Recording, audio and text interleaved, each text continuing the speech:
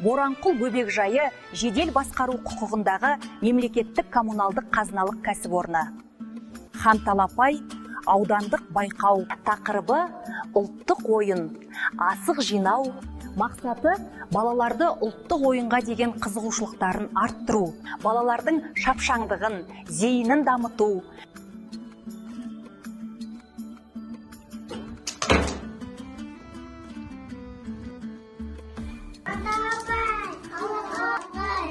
Сәлеметсіздер ме, балалар? Балалар, сіздер қандай ойын ойнаватсыңдар? Ой, жарайсыңдар. Тамаша балалар. Балалар, бұның барлығы қазақтың ұлттық ойындары екен, я балалар? Сіздерге асықпен ойнаған ұнай ма? Ой, қандай тамаша. Сіздер қандай ұлттық ойындарды білесіздер?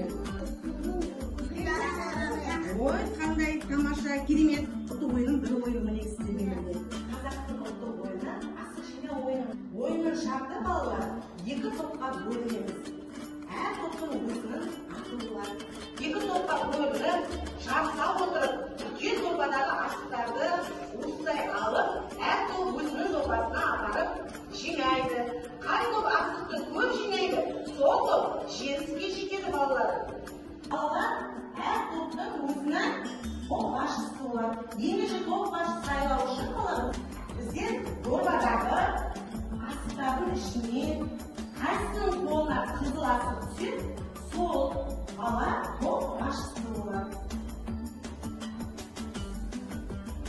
Ой балалар, Айбек топ басшысы екен. Жүйріктер тобының топ басшысы Айбек алдылардан шығады. Балалар, тұлпар тобының кім топ басшысы кім болады екен қарайды. Балалар, тұлпар тобының басшысы Қасай.